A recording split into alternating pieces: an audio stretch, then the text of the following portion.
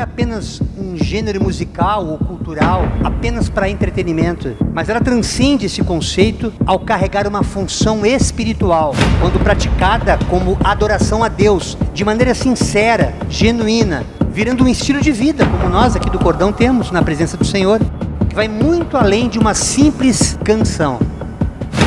Entremos então no momento da palavra, na reunião do Cordão.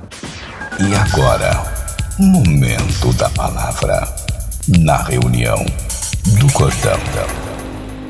Tema de hoje, tá bonitinha essa capa. O som que move o céu.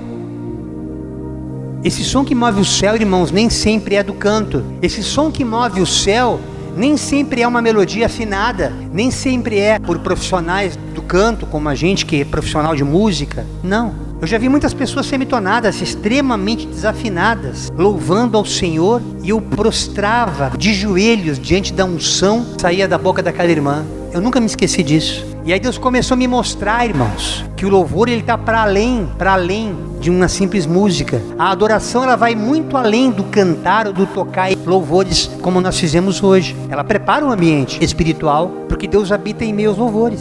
Como cantor, compositor e músico, a verdadeira adoração ela floresceu em mim em meio às lutas, às provações, às decepções, perseguições, e na dor a minha voz teve que se calar. Houve um tempo que Deus falou para mim, eu me reunindo com os irmãos, Deus falava no meu coração: vocês são adoradores, mas é necessário que vocês conheçam a minha palavra. E eu achando que era loucura da minha cabeça, porque afinal, eu desde que me entendo por gente, eu sempre fui cantor, sempre fui músico, muito antes de conhecer Jesus. E não entendia esse mistério. E aí pedi um sinal para Deus: Senhor, se eu não estou endoidando, se eu não estou confundindo a tua voz com o meu coração enganoso, me mostra a tua misericórdia. Permite uma agenda para o Cordão, coisa muito rara. Os irmãos raramente nos convidam, porque a gente começa a denunciar as práticas que a religião contrária ao Evangelho tem feito. Muitos que nos convidavam acabam meio que rejeitando. Mas naquele momento a gente estava começando ainda a caminhada, recém saído do sistema religioso, mas querendo viver a genuidade, a pureza do Evangelho. Porque eu não conseguia entender o modus operandi, a forma em que eu buscava esse Deus, não era compatível ao que eu estava ouvindo em algumas igrejas, não todas. E aí eu pude entender, irmãos, que Deus queria que nós, aperfeiçoados na palavra, conversei com os pastores e Deus deu o recado claramente. Comecem a se debruçar na leitura do livro Bíblia, lendo o texto e a Escritura, consigam discernir a palavra de Deus contida ali dentro. E aí vocês vão perceber que até o louvor, como todo culto que é feito com decência e ordem e de forma racional, ele vai ser aperfeiçoado. Então eu pude entender que naquela solitude o meu coração espontaneamente o adorou. Foi algo instantâneo. Eu percebi que eu comecei a adorar a Deus mesmo não tendo mais agenda, mas naquele mês que eu pedi para Ele, nós não tínhamos espaço, era sexta, sábado, domingo, direto, todos os dias numa igreja, com ofertas abundantes para custear nossas despesas. Era algo fora do comum, irmãos. Um mês foi o que eu pedi para Ele. Fechada a terceira semana, o último final de semana daquele mês, já faz alguns anos que aconteceu isso. Como acostumamos dizer no mundo secular dos shows, não nos convidavam nem para cantar em aniversário de boneca. Nada, irmãos. Nem parabéns a você na família. Sério, não é brincadeira não. Deus parece que escondeu a gente de uma forma debaixo da sua sombra, para que nós nos mantivéssemos em retiro. E aí eu fui entender o mistério da santidade, o mistério da consagração, fora daquilo que a religião faz por prática, com um costume, quando na verdade não há essência naquilo. Muitas vezes me submeti em obediência, mas não sentia aquela presença. Mas quando Deus direcionou o Cordão a caminhar como ministério, eu pude perceber, irmãos, que naquela ocasião Deus estava fazendo coisas grandes com a nossa mente espiritual. E eu pude perceber que a partir daquele momento Deus começou a abrir os nossos olhos espirituais. E a partir de então o louvor deixou de ser apenas um gênero musical, transformou-se numa conexão real com Deus, o nosso Criador. A adoração está para além da música, como eu já disse aqui hoje, como forma de expressão artística e vocal, mas a adoração a Deus nesta terra, manifestada especificamente através da música, ela começou faz muito tempo, não foi de agora. A música, enquanto adoração, ela começou a ser registrada de forma coletiva e explícita após o êxodo, a fuga do povo de Israel, por volta do século XV a.C. Embora o primeiro músico da história bíblica seja citado logo no livro de Gênesis, um chamado Jubal, que era um descendente de Caim, o pai de todos os que tocam harpa e flauta. Penso eu até trompete. E o texto sagrado não detalha se as suas invenções eram usadas para fins religiosos ou puramente culturais. O fato é que a música só se torna um instrumento formal e declarado como instrumento de louvor e gratidão a Deus no deserto. Ali no deserto é que a música deixou de ser apenas uma música e passou a ser adoração. Eu, quando li isso aqui, me prostrei em lágrimas, irmãos, porque eu pude voltar no tempo ali em 2005, quando recém-convertido, ainda compondo músicas românticas, semelhantes àquelas que eu coloquei em novela na Rede Record, semelhantes às outras muitas músicas que muitos gravaram, inclusive o romântico sertanejo. E depois desse encontro com Deus no dia 12 de outubro de 2005, a partir daquele dia, nunca mais eu consegui compor nada que não fosse para honra e glória do nome dele. Tanto que eu conversei com Deus e ele me deu a música chamada Teu Mover, que muitos irmãos já conhecem, do primeiro trabalho que eu tive antes de ser cordão. E ali eu pude começar a entender o que Deus estava preparando para mim, como adorador agora, não mais como cantor. Coloque em minha boca um louvor para que eu possa te adorar. E enche-me com teu olho, me abençoa para que eu possa abençoar. Eu quero descortinar alguns poucos versículos essa noite para que você compreenda que a adoração, como eu aqui bem disse, não é necessariamente exclusiva ao canto, à música. Muitos falam assim: Irmão Jairo, eu não canto como você, como é que eu posso adorar? hoje tu vai entender uma samaritana que adorou ao Senhor sem abrir a boca, sem cantar, mas ela estava louvando a Deus a partir de uma conversa que Jesus teve com ela no poço de Sicar, ali registrado em João capítulo 4, versículos 23 e 24. Esse poço de Jacó mede 23 metros. Eu digo mede porque ele existe até hoje, irmãos. Coisa tremenda. Quando a história testifica a Bíblia. Ele foi um poço escavado na rocha. Olha só que mistério isso. Quem é a rocha? É o Cristo, no qual a igreja está alicerçada. E ele escavado nessa rocha, ele existe até hoje na Cisjordânia, dentro de um mosteiro, numa igreja grega ortodoxa. O texto nos diz assim: no entanto está chegando a hora, e de fato já chegou, disse Jesus, porque ele estava ali perante ela, em que os verdadeiros adoradores adorarão o Pai em espírito e em verdade. Estes são os adoradores que o Pai procura. Deus é espírito, e é necessário que os seus adoradores o adorem em espírito e em verdade, ou seja, a verdade é tudo aquilo que Deus diz na sua palavra. A verdade é o próprio Cristo, é o Verbo encarnado. Portanto, a partir dessa compreensão, a gente consegue discernir, irmãos, que Deus não está à procura de adoração. Isso ele tem no céu, de monte lá. Os anjos estão tudo adorando ele. Mas ele está à procura de adoradores que realmente o adorem em espírito e em verdade. Ele ensina que essa verdadeira adoração não depende de lugares físicos, como o Monte Gerizim, que aquela samaritana estava reivindicando, ou Jerusalém, como os judeus faziam, ensinando que a verdadeira adoração a Deus não depende de nenhum tipo de templo, de igreja necessariamente. Estamos aqui na minha casa adorando hoje. Pode ser na sua casa, se você convidar o cordão, a exemplo de alguns irmãos que já fizeram isso e foi maravilhoso o que Deus fez lá. Transformação, irmãos, batismo com o Espírito Santo, não é só música não, ali tem poder de Deus, irmãos, quando nós temos compromisso com esse Deus o qual nós servimos.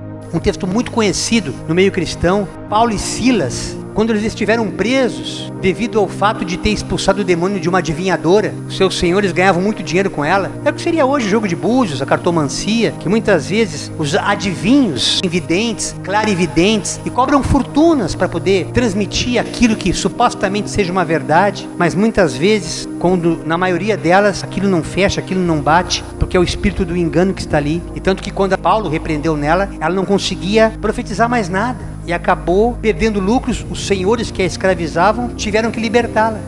Quanta gente aqui na religião está escrava de seus senhores, porque supostamente tem dons a serem proclamados no templo, mas na verdade nem sempre é Deus, irmãos. Examine os espíritos para que você possa discerni-los a ponto de entender se aquilo realmente é ou não um dom de Deus. E assim aconteceu em Atos capítulo 16, versos 25 e 26, quando mais ou menos à meia-noite, Paulo e Silas, seu discípulo, seu companheiro de caminhada, estavam orando e cantando hinos a Deus, isso dentro da cadeia, com os pés amarrados. O mistério era sério, irmão. E os outros presos escutavam, como está acontecendo aqui hoje. Estamos louvando e muita gente só ouvindo. E a fé vem pelo ouvir. De repente, o chão tremeu, mas tremeu tanto que abalou os alicerces daquela cadeia. Naquele exato instante, todas as portas se abriram e as correntes que prendiam os presos se arrebentaram. Isso foi tão tremendo, irmãos, que nesse episódio o carcereiro ficou apavorado, queria tirar a própria vida, e Paulo falou: não faças, não intentas contra ti, nós estamos aqui, nós não fugimos. E ali Paulo o convenceu a entender que era Deus que estava fazendo aquele mistério. Foi até a casa do carcereiro,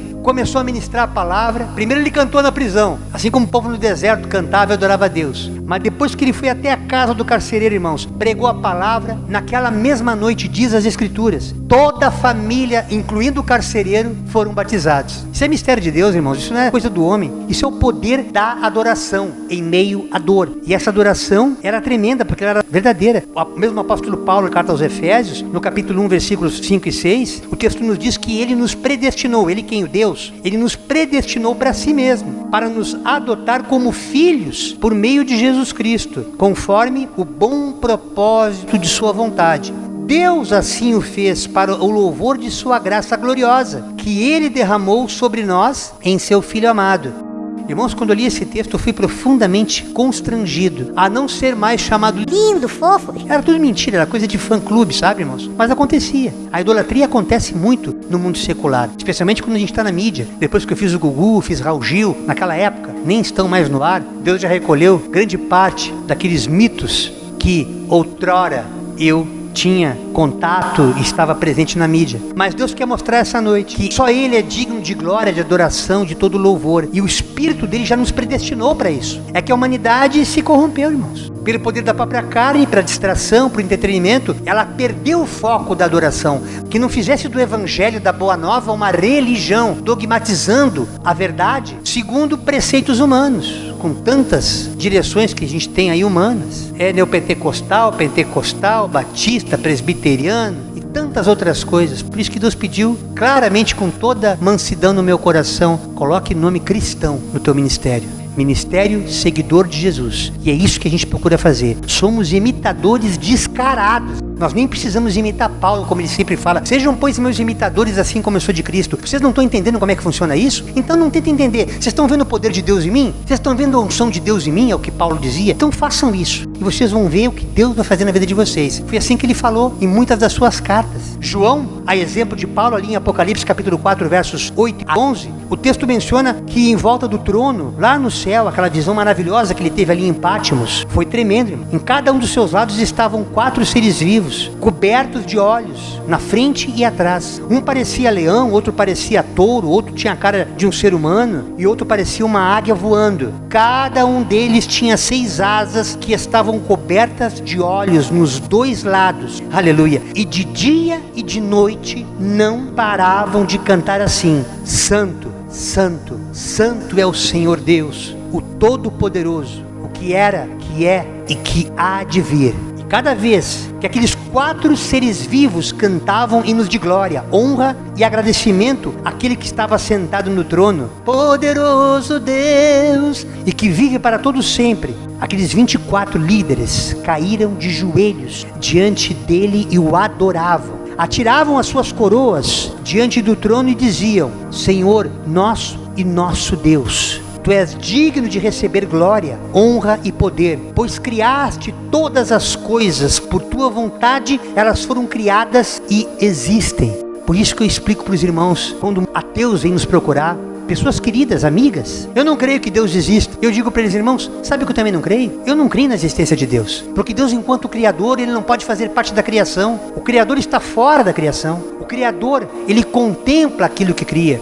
O Criador, Ele só pode estar na criação, presente nela, quando o seu Espírito está nela, como é a presença do Espírito Santo de Deus em todo aquele que crê que Deus é Senhor, que Deus é Pai, é Filho e Espírito Santo. Fora disso, irmãos, toda a existência, toda a matéria, desde um átomo, uma molécula, seja o que for, tudo isso existe e Deus está além de toda a matéria existente. Por isso que Ele não existe, Ele é, o Senhor é. Lembrem-se que quando Moisés o visitou naquele chão sagrado, e quando ele foi destinado a chegar ao Egito e falar com o faraó para que libertasse o povo, e ele dissesse: mas quem é o Senhor? Eu vejo que o Senhor é uma autoridade.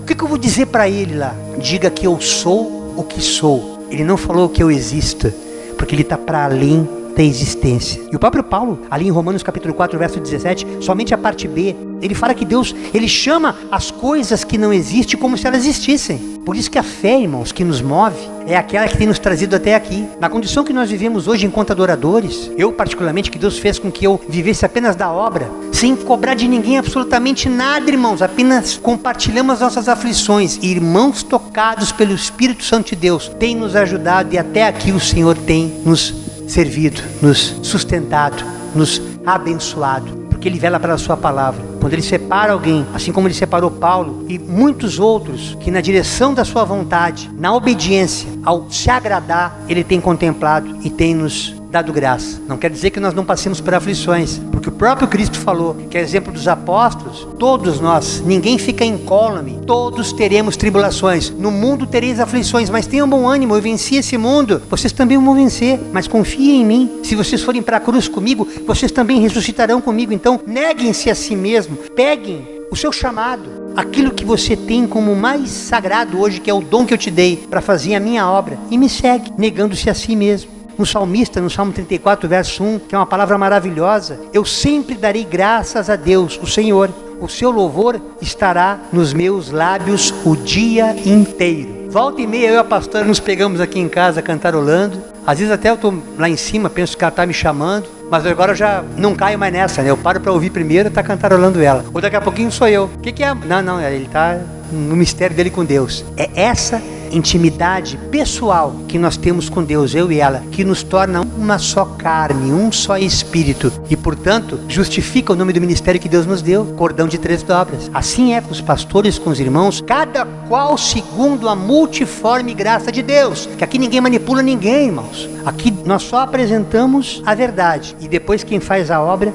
é o Espírito Santo de Deus. O evangelista Lucas, no capítulo 1, verso 73 a 75, a profecia de Zacarias, que foi algo tremendo depois que ele duvidou que a esposa estaria grávida, que o anjo tinha falado para ele, foi coisa tremenda. Ele, quando voltou, depois que o filho nasceu, João Batista, o primo de Jesus, ele, Deus, fez um juramento ao nosso antepassado Abraão. E o próprio Zacarias profetizando, e Lucas relatou esse texto aqui, que eu achei tremendo. Ele prometeu que nos livraria dos nossos inimigos e que ia nos deixar servi-los sem medo. Tu sabe o que é servir um Senhor sem medo? O amor lança fora todo medo. No amor não existe medo. Antes, o perfeito amor lança fora todo medo. O apóstolo João, que escreveu na sua primeira carta, no capítulo 4, verso 18, a parte A, ele fala sobre isso. Por que ele nos deixa servi-los sem medo? Para qual propósito?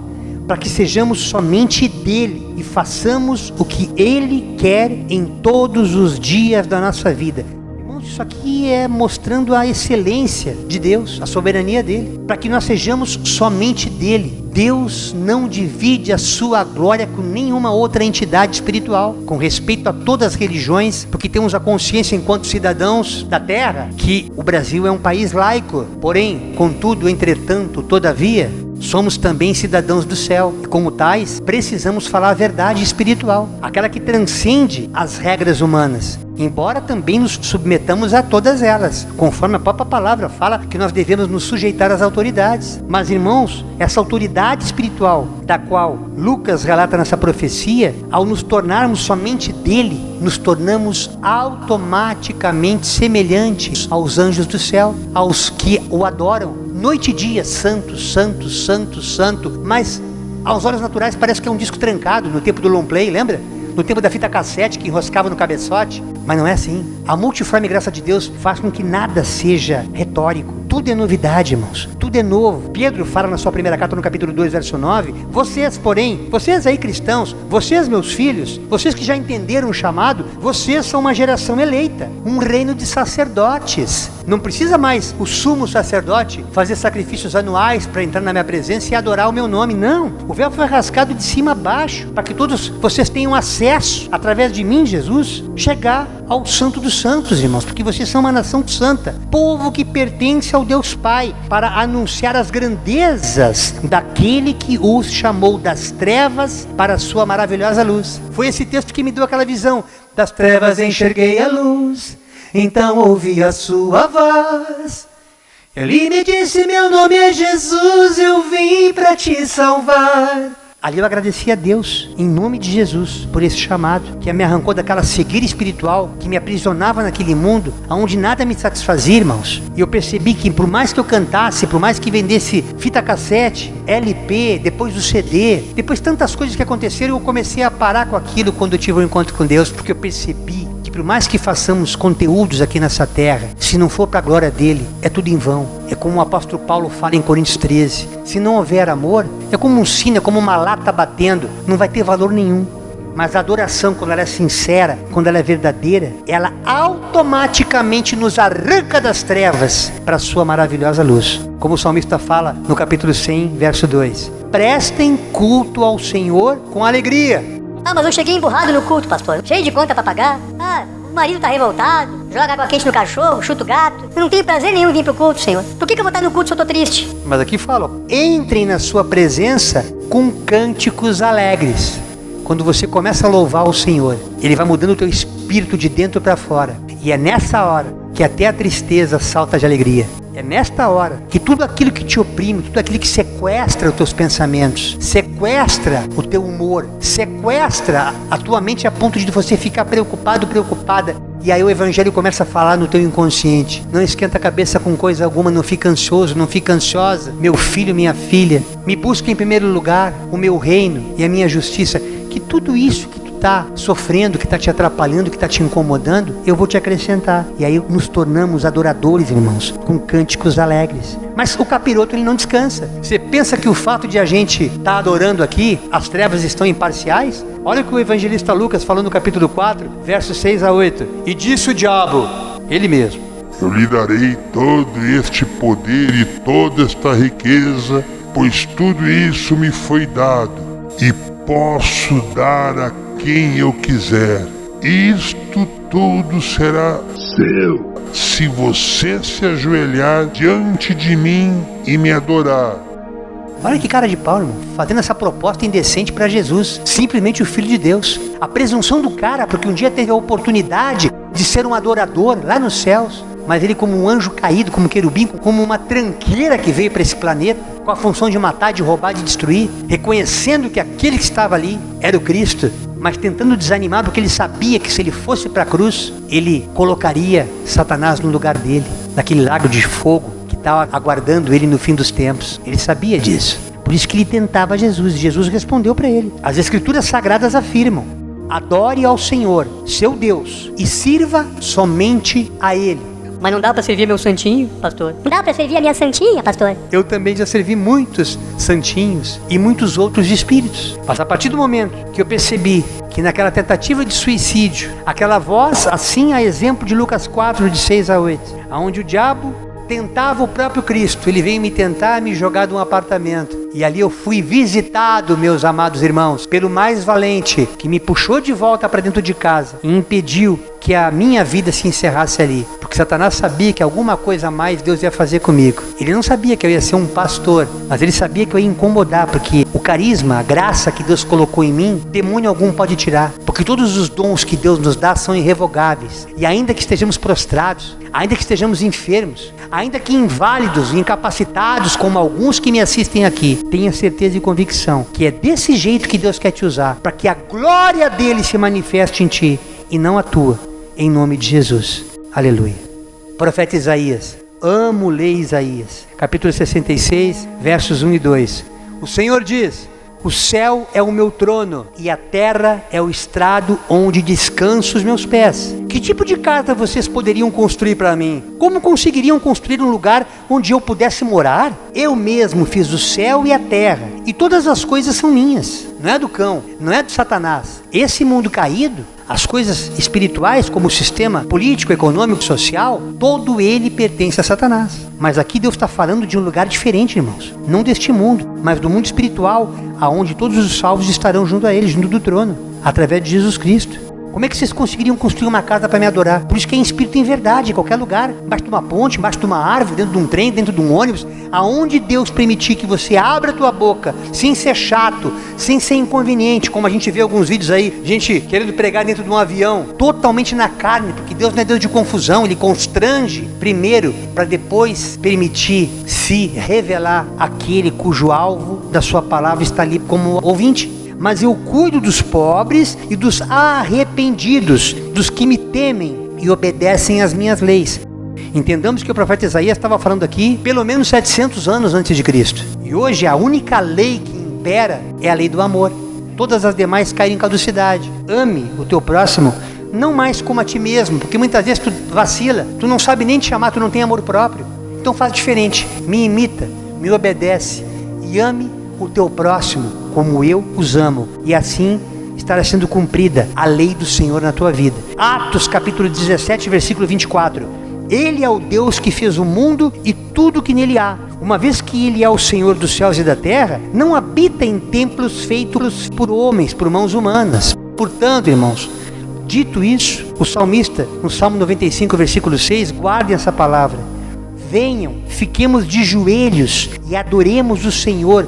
Entendeu por que os crentes se ajoelham? Tu entendeu por que a adoração demanda um comportamento de submissão? Vamos nos ajoelhar diante do nosso Criador. Está aqui o texto, irmãos, é muito claro. Eu não conhecia o texto, não tinha lido esse salmo. Quando naquele encontro eu nunca mais consegui conversar com Deus sem me prostrar em sua presença, de joelhos. E assim tem sido até o dia de hoje. Oramos ao acordar, ao nos deitar, eu e minha esposa, minha pastora, antes de sair. Cada refeição, agradecemos a Deus. Nós vivemos na prática o que está escrito em 1 Tessalonicenses 5,18. Agradeçam a Deus por tudo, em tudo dê graça. A gente vive isso na prática, irmãos. Eu botei na minha cabeça, Vou ver então onde vai dar esse negócio. Quero ver onde é que vai dar isso aí. Vou pagar para ver. E é legal, irmãos, vale a pena. Porque Deus não se deixa escarnecer. Deus não é homem para que minta, nem filho de homem para se arrepender. O que Ele falou está falado. E o que o diabo falou está falido. Em nome de Jesus. O apóstolo Paulo em Colossenses no capítulo 3,16, o texto nos diz que a mensagem de Cristo, com toda a sua riqueza, viva no coração de vocês. Ensinem, instruam uns aos outros com toda a sabedoria. Aqui está o ID, aqui está o Evangelho. Ensinem. A mensagem de Cristo deve ser pregada com toda a sua riqueza. Viva no coração de vocês. Não pode ser só uma informação, só um texto. Senão, ela não faz diferença entre um texto bíblico e um apócrifo. É a mesma coisa. Se ela não for viva, encarnada, como vida, como verbo, esse texto deixa de ser escritura e passa a ser a palavra de Deus. E aí ele fala, entendeu? Agora com a tua sabedoria, cantem salmos, hinos e canções espirituais. Louvem a Deus com gratidão de coração, com gratidão no coração. Senão você está só falando de boca. Aqueles que nos templos falam com a boca, mas o coração está longe. Daqueles rituais religiosos, ou quando fazia show na noite, nunca me esqueço. Eu estava muito bem cantando, e eu pegava sempre um casal assim, mais distraído. Era muito interessante. Eles não estavam prestando a mínima para a música que eu estava cantando. Eu estava interpretando bem, irmãos. Porque modéstia à parte, a MPB realmente eu dominava. Estava cantando um Caetano, um Djavan, com toda excelência. Tim Maia, eu gostava muito de brincar com a minha voz, imitar aquela que ele cantava com a Gal. Eu gostava de fazer isso. A pastora está aqui como minha testemunha porque ela me conheceu nesse bar. E daqui a pouquinho eu terminava o barzinho todo aplaudindo. Mas eu estava olhando aquele casal do canto ali, que não estava dando a menor intenção, estava até brigando. Ele continuava falando e continuava aplaudindo, aquele aplauso, Maria vai com as outras. Ele não sabia nem por que ele estava aplaudindo, mas como manada, não como um rebanho. Ele estava simplesmente imitando. E é assim que a religião faz, quando muitas vezes nós louvamos a Deus somente de boca, mas não de todo o coração, não de toda a inteireza. E eu encerro essa mensagem profética essa noite, essa mensagem que Deus me revela como adoração permanente na presença dEle, que você tenha essa experiência de adorá-lo o tempo inteiro. Agradeça a Deus até pelo que você não tem, mas aquilo que está no teu coração como alegria ao receber, você já imagina sendo contemplado e aquilo não cai em contradição à vontade dEle, Ele certamente te abençoará, te contemplará. Salmos capítulo 104, verso 33. Cantarei ao Senhor enquanto eu viver. Louvarei meu Deus até o meu último suspiro. Porque eu não sei fazer outra coisa a não ser adorar a Deus, irmãos. Não sei. Fica difícil para a gente, enquanto músico, muitas vezes ver algumas músicas gospel que não retratam essa verdade espiritual. E vira uma Broadway, vira qualquer coisa secular apenas com o nome de Jesus. Mas não é adoração. não carrega a essência do Espírito e, portanto, dificilmente ela vai transformar vidas. Mas eu creio que, por misericórdia de Deus, a gente especialmente que não faz louvores a rodo, não faça mais por atacado, mas por inspiração do seu Espírito, os louvores do cordão podem te aproximar de Deus. Eles foram submetidos até à apreciação de igrejas que fazem reuniões para ver se aprovam no crivo. E o Ministério Cristão Cordão de Três Dobras, muito antes de ser ministério, teve o CD aprovado por pastores profundamente conhecedores da teologia, coisa que eu sou realmente um estudante, um curioso ainda, porque ainda não me aprofundei, não me formei, mas o Espírito Santo que nos ensina, tal qual Jesus falou. Pai nos enviaria outro Consolador, e esse nos faria lembrar de tudo que Jesus ensinou, e faríamos coisas novas e até maiores do que Ele fez. E assim tem sido, e assim continuará, até o nosso último suspiro.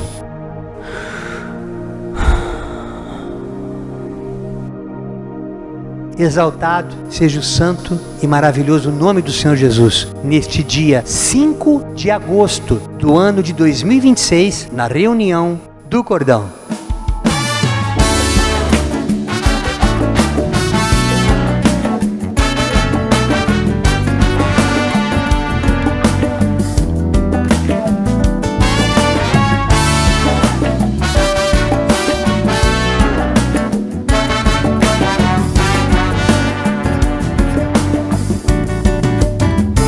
Aprendi a confiar em ti, vivendo as tuas promessas.